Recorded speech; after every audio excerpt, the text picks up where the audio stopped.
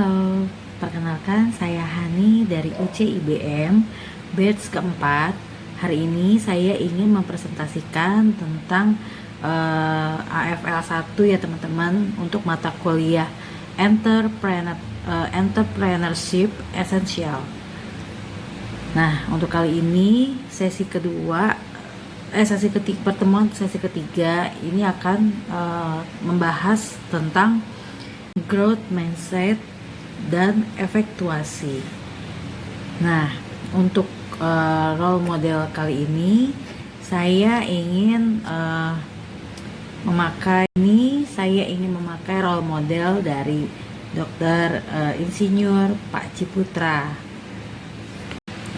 Untuk yang pertama adalah keberanian mengambil resiko ya teman-teman. Dr. Insinyur Ciputra dikenal sebagai seorang yang berani mengambil resiko teman-teman.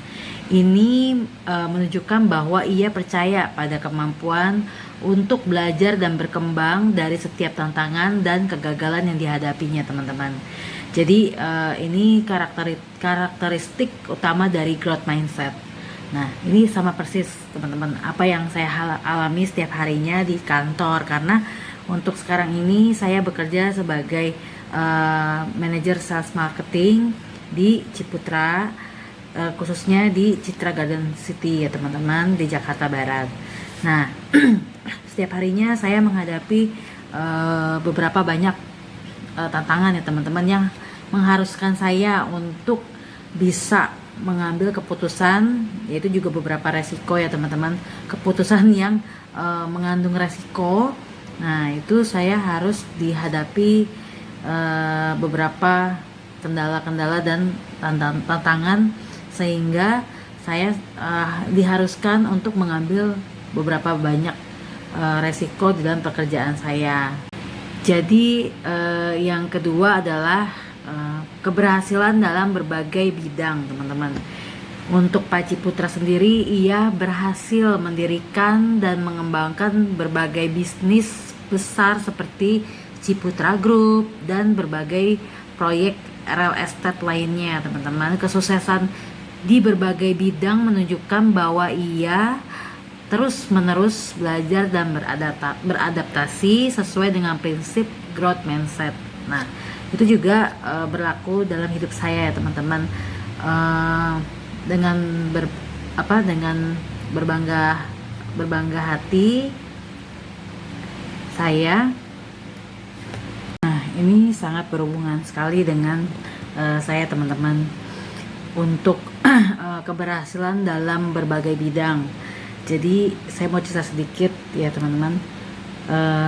Dulu itu saya bekerja sebagai sales and marketing di furniture ya teman-teman. Nah, setelah 3 tahun saya bekerja di sana, saya upgrade diri sendiri lagi untuk mencoba menjual mobil ya teman-teman, di otomotif. Jadi setelah 5 tahun kemudian saya bekerja di bidang mobil otomotif. Nah, lalu saya selama 3,5 tahun saya belajar untuk menjual apartemen teman-teman. Nah, 3,5 tahun saya berjalan, akhirnya saya mencoba ya teman-teman, nah itu juga semuanya berhasil ya teman-teman, berhasil mendapatkan penghasilan yang lumayan. Nah, untuk di 2 tahun terakhir ini saya mencoba untuk mengupgrade diri saya menjadi seorang manajer ya teman-teman, di sebuah perusahaan besar di Ciputra Group, khususnya di bidang properti. Nah, saya dengan bangga juga ya teman-teman, dengan keberhasilan saya bisa mengupgrade diri saya dan bisa membuktikan kepada semua orang kalau saya ini bisa gitu teman-teman, walaupun memang saya masih mengikuti perkuliahan gitu teman-teman. Di dalam pekerjaan saya bisa membangun tim, saya juga bisa menghandle customer gitu. Jadi memang kebetulan satu mindset ya teman-teman, saya dengan Pak Ciputra gitu. Saya merasanya seperti itu. Yang ketiga adalah pendidikan dan pengembangan talenta. Nah, ini untuk Pak Ciputra sendiri sangat berfokus pada pendidikan dan pengembangan talenta muda melalui Ciputra University dan program entrepreneurship yang didirikan yang dia dirikan ya teman-teman, yang beliau dirikan. Ini menunjukkan bahwa ia percaya bahwa orang yang dapat mengembangkan kemampuan dan keterampilan mereka melalui pendidikan dan pelatihan itu sebuah tanda ya teman-teman dari growth mindset. Nah, begitu juga dengan saya ya teman-teman. Mungkin untuk selevel saya di dunia marketing ini sudah lumayan lama ya teman-teman, sekitar 8 tahunan lah saya 8 tahunan berada di dunia marketing, 9 sampai 8 tahunan lah. Saya kurang ingat ya teman-teman. Jadi memang sejak saya lulus sekolah, saya sudah belajar untuk menjual sesuatu ya teman-teman. Itu menurut saya itu pendidikan yang berharga. Jadi pendidikan yang berharga buat saya adalah pengalaman di dalam hidup saya teman-teman. Itu yang benar-benar realitanya saya lakukan di keseharian saya gitu. Jadi belajar sambil menghasilkan gitu. Nah, untuk yang saya alami sekarang adalah saya belajar di Universitas Ciputra ini memang sambil juga teman-teman, sambil sekolah, sambil mencari uang gitu, sambil mencari penghasilan. Nah, jadi memang untuk pengembangan talentanya yang saya miliki adalah bagaimana cara saya menghandle tim dan menghandle customer. Nah, itu talenta saya teman-teman. Jadi menurut saya mindset growth mindset ini sangat cocok untuk saya dan untuk Pak Ciputra dan saya. Ini sangat ada banyak kesamaan. Yang keempat ada inovasi dan kreativitas. Nah, Pak Ciputra ini dia tuh selalu menekankan bahwa pentingnya inovasi dan kreativitas dalam bisnis. Hal ini menunjukkan bahwa dia menangani proses belajar yang terus-menerus dan percaya bahwa kemampuan untuk berinovasi dan menjadi kreatif itu dapat dikembangkan. Nah, untuk persamaan yang saya sedang lakukan adalah dunia marketing itu kan luas ya teman-teman. Jadi kalau misalkan dulu itu ada penjualan offline saja, artinya jika customer mau beli itu harus ke toko gitu. Nah, untuk sekarang, nah itu kan untuk toko ya teman-teman. Kalau untuk di bidang properti sendiri berarti kan si customer ini harus datang ke marketing galeri, ya kan? Nah, untuk inovasi yang saya lakukan, kreativitas dan inovasi yang saya lakukan untuk saat ini adalah mencoba untuk memberikan arahan kepada tim saya membuat media sosial untuk berjualan online teman-teman. Jadi di sosmednya itu ada IG, ada platform lainnya ya teman-teman. Masih banyak yang harus saya pelajari lebih lanjut, tapi untuk sekarang kami belajar menjual produk kita, mempromosikan perumahan kita itu lewat IG Ads teman-teman. Nah, dari sana kita bikin iklannya dengan membuat konten. Nah, dari sana teman-teman tim saya itu mendapatkan penjualan terbesar ya teman-teman di tim online itu untuk penjualan online. Menurut saya kreativitas yang saya lakukan ini adalah make sense lah ya teman-teman untuk di saat semua orang mengandalkan sosial media, di sanalah saya menerapkan penjualan online dengan sosial media seperti itu. Terakhir adalah pencapaian jangka panjang. Pak Ciputra memiliki visi jangka panjang dalam setiap proyek yang dijalankannya dan tidak pernah takut untuk memulai dari nol dan menghadapi berbagai tantangan teman-teman. Berkelanjutan dalam usahanya menunjukkan bahwa ia memiliki kepercayaan bahwa usaha dan pembelajarannya yang berkelanjutan akan menghasilkan hasil yang positif teman-teman. Dengan contoh yang saya alami adalah untuk pencapaian jangka panjang untuk sekarang saya menghadap. Nah, yang kedua saya ingin membahas efektuasi dari diri Pak Ciputra dan saya sendiri.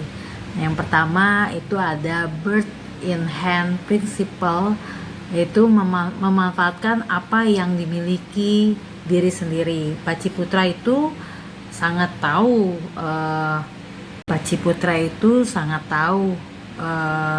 diri dia sendiri ya teman-teman. Ia memulai karirnya dengan memanfaatkan keterampilan dan pengetahuan yang ia miliki di bidang teknik sipil. Nah, pengalaman dan jaringan yang ia bangun selama kuliah di Institut Teknologi Bandung di ITB ya teman-teman, itu menjadi dasar dari proyek awalnya Ciputra dibangun. Nah, untuk saya sendiri itu saya selalu memanfaatkan apa yang dianugerahkan Tuhan kepada saya. Jadi kalau misalkan dulu itu sedikit cerita ya teman-teman. Jadi dulu itu semua dari kakak saya kan anak terakhir. Nah, dari kakak sampai saya ini dari kecil tuh udah berjualan teman-teman, udah disuruh ngomong gitu. Jadi kalau misalkan kita nggak jualan, kita nggak ada uang jajan gitu. Jadi menurut pengalaman saya bisa memanfaatkan apa yang saya punya gitu. Jadi kalau misalkan disuruh jualan ya saya bisa gitu. Kedua adalah affordable loss principle, artinya resiko yang terukur ya teman-teman. Jadi contoh dari Pak Ciputra yaitu selalu mengkalkulasi resiko yang dia ambil dengan cermat, sehingga ketika mendirikan beberapa proyek besar seperti Taman Impian Jaya Ancol, ia mengelola resiko dengan hati-hati dan memastikan bahwa setiap investasi memiliki batas resiko yang dapat ditoleransi. Nah, untuk yang saya alami adalah juga sama ya teman-teman, resiko yang terukur. Jadi beberapa resiko pekerjaan saya itu bisa saya ukur. Contohnya ketika customer memiliki data yang tidak bagus ya untuk mengajukan KPR, nah dari situ saya mengukur ini bisa nggak ya, kalau misalkan ini terlalu beresiko untuk pembatalan karena data dia kurang bagus, itu kan mengakibatkan ruginya customer ya teman-teman, karena uangnya akan hangus gitu. Jadi lebih baik saya tidak ambil. Itu saya sangat mengukur resiko yang terjadi ya teman-teman. Seperti itu sih. Yang ketiga adalah crazy quilt principle, yaitu kolaborasi dari kemitraan. Nah, contoh dari Pak Insinyur Dr. Insinyur Ciputra, beliau sering bermitra dengan pemerintah dan pengusaha lainnya dalam proyek-proyek besar. proyek Jaya, proyek Ancol adalah contoh nyata kolaborasi ya teman-teman antara sektor publik dan swasta yang berhasil. Nah, untuk sekarang ini saya juga sedang bermitra sih dengan Ciputra Group, karena memang di sini ketika saya menghandle customer, ada beberapa customer yang bercerita ya teman-teman. Jadi memiliki usaha, bekerja di mana yang bagus gitu ya teman-teman, suka sharing lah ya, sebaik mungkin saya bisa bermitra nantinya gitu, entah pasti di luar Ciputra ya, ya teman-teman. Entah saya nanti sudah tidak bekerja lagi di Ciputra, saya selalu memiliki hubungan yang baik dengan customer saya gitu, karena saya ingin sekali bermitra dengan mereka ya teman-teman, karena customer itu biasanya banyak banget, beberapa menjadi inspirasi saya sih, mempunyai perusahaan yang saya dirikan sendiri nantinya gitu. Yang keempat adalah Lemonade Principle, itu mengubah kegagalan menjadi peluang. Nah, kita dikasih contoh nih teman-teman dari Pak Ciputra. Beliau ini menghadapi beberapa tantangan dan kegagalan dalam perjalanannya. Ya, misalkan saat krisis ekonomi melanda, ia tidak menyerah tetapi mencari cara untuk berinovasi dan menyesuaikan strategi bisnisnya untuk bertahan dan berkembang. Nah, saya ingin bercerita sedikit teman-teman untuk diri saya sendiri waktu di tahun 2019 akhir sampai pandemik habis ya teman-teman, itu tahun 2021 akhir. Nah, itu saya benar-benar bertahan hidup ya teman-teman. Jadi kita semua tuh nggak boleh yang namanya kan waktu itu PPKM. Nah, jadi kita tuh semuanya nggak boleh berjualan atau membuka marketing galeri ya teman-teman. Jadi itu sih kendala banget, karena memang selain memang di online, kita juga kan harus di offline. Kita jaga walk in, jaga call in itu di marketing galeri. Jadi kendala yang saya hadapi itu adalah tidak boleh ketemu customer gitu. Padahal mangkok nasi saya itu adalah berjualan properti gitu. Tapi nggak bisa jual properti karena memang ya lagi krisis ya teman-teman. Tapi gimana dong? Saya harus menjalankan hidup saya gitu. Saya harus berjualan. Nah, ketika kita semua dirumahkan oleh perusahaan saya sebelum di Ciputra, jadi saya mencoba teman-teman melihat kendala menjadi peluang. Jadi ketika teman-teman saya menggerutu ya kan, dan pusing bolak-balik cari kerjaan lain, dan hasilnya tetap sama aja kok, mereka juga mentaati PPKM, karena saat itu kalau misalkan suatu perusahaan tetap membuka perusahaannya tidak mengikuti aturan protokol dari pemerintah, nah itu perusahaannya akan ditutup sementara, bahkan ditutup permanen. Dan itu kalau nggak salah ada dendanya ya teman-teman, itu berapa miliar saya juga lupa. Nah, di saat yang lain pusing, mereka mencari uang dengan jualan makanan mungkin. Nah, saya berpegang teguh saja kalau misalkan kalau kita mencari jalan, pasti Tuhan kasih jalan gitu. Nah, di saat itu saya mencoba menggabungkan pemikiran saya ya teman-teman. Kalau misalkan saya nggak bisa jualan offline, ya udah saya jualan online. Nah, ketika teman-teman saya sibuk mencari solusi lainnya, saya sibuk mencari solusi dalam track yang ya dalam jalur yang saya tempuh saat itu gitu. Jadi saya ngebus iklan di IG Ads pribadi saya itu untuk penjual properti khususnya apartemen. Nah, di sana ternyata banyak orang di luar negeri, orang di luar kota, Bandung. Di luar negerinya itu ada di Taiwan dan Amerika. Nah, saya punya 3 customer saat itu yang beli unit sama saya. Jadi kan nggak semuanya orang pandemik itu krisis nggak punya uang ya teman-teman. Jadi mereka punya uang tabungan tapi bingung mau beli apa gitu. Sedangkan mereka ini tahu ketika ada pandemik ya, ketika ada krisis dalam satu negara pasti akan menurunkan semua harga-harga barang kecuali makanan ya teman-teman. Di saat itu harga properti itu sangat turun gitu. Nah, mereka itu melihat peluang. Mereka orang kaya itu melihat peluang, teman-teman. Jadi di situ saya pikir, oh ya udah gitu. Nggak semuanya orang kaya itu bangkrut kok gitu.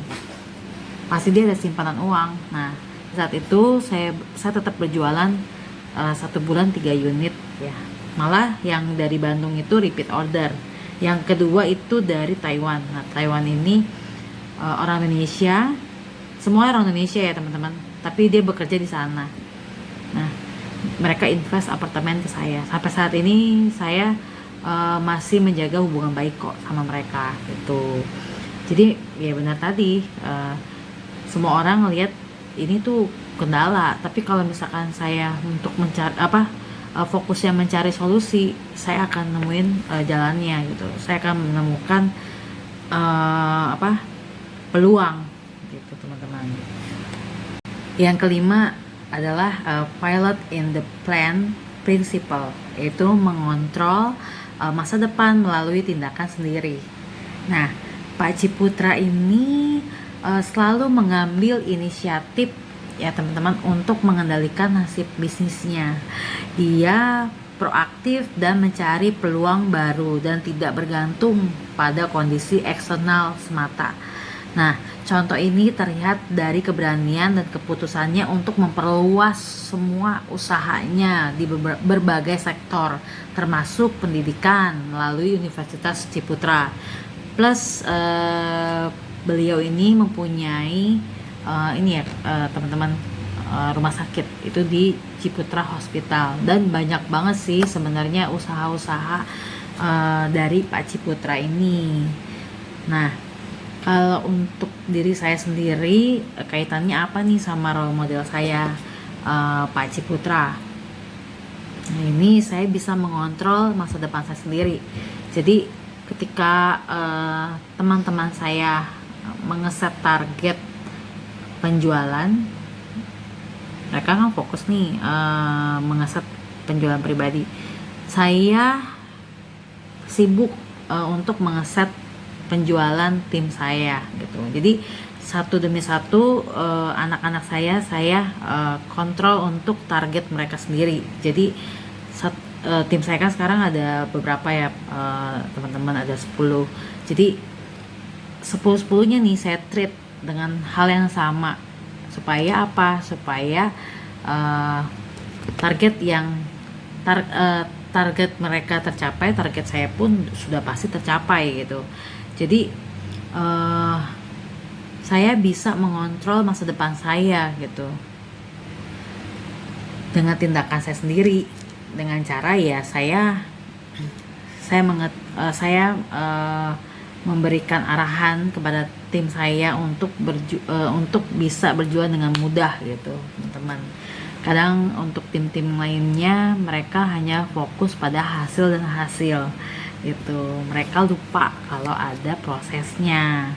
Nah, dari situ saya berpikir, loh kok sama Pak Ciputra. Pak Ciputra ini nggak mengandalkan dirinya sendiri untuk nasibnya di bisnis dia gitu. Saya juga tidak mau mengandalkan mungkin posisi saya sebagai manajer ya, yang cuma bisa nyuruh-nyuruh gitu kan, yang cuma bisa minta hasil. Nah, saya menerapkannya adalah untuk turun langsung ya teman-teman, turun gunung gitu. Jadi memang kemungkinan sama sih, saya tidak mau menerima nasib gitu. Terima kasih. Nah, pembahasan yang terakhir adalah pengembangan diri saya di kemudian hari dengan growth mindset dan efektuasi yang sama dari Pak Ciputra, yaitu mengembangkan diri dengan mindset dan efektuasi yang yang saya pelajari dari Dr. Insinyur Pak Ciputra.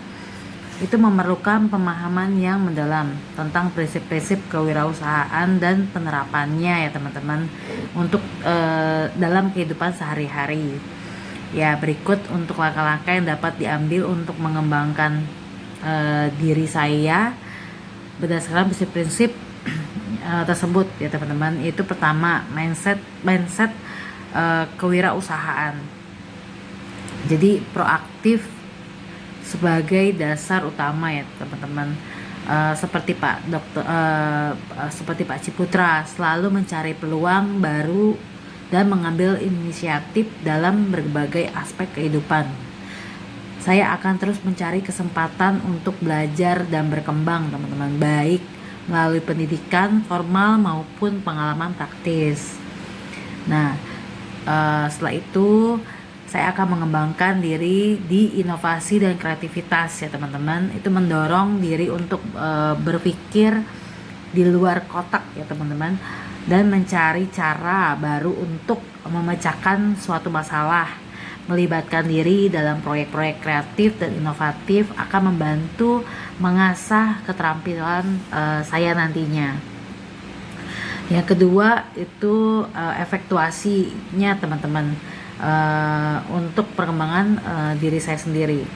Mulai dari apa yang saya harus miliki, yaitu menggunakan sumber daya yang ada seperti keterampilan dan pengetahuan dan jaringan yang sudah dimiliki oleh saya teman-teman. Untuk memulai proyek atau usaha baru, saya akan membuat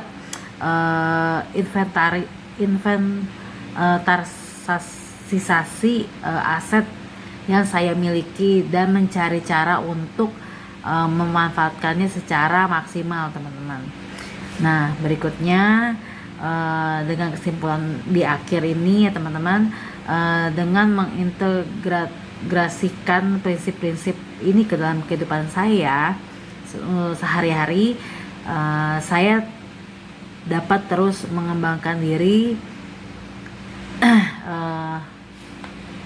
dengan mengintegrasikan prinsip-prinsip ini ke dalam kehidupan sehari-hari saya dapat terus mengembangkan diri dan beradaptasi dengan perubahan-perubahan yang terjadi di sekitar. Seperti yang diajarkan Pak Dr. Insinyur Pak Ciputra, kunci keberhasilan adalah kombinasi dari inovasi, ketekunan, dan kemampuan untuk melihat peluang di mana orang lain hanya melihat tantangan saja teman-teman. Nah, sekian presentasi kali ini. Saya ucapkan terima kasih karena sudah mendengarkan saya. Nah, saya harap untuk kedepannya saya bisa membuat video singkat ya teman-teman, untuk pembelajaran kalian semua. Terima kasih teman-teman. Sekian dari saya. Terima kasih teman-teman.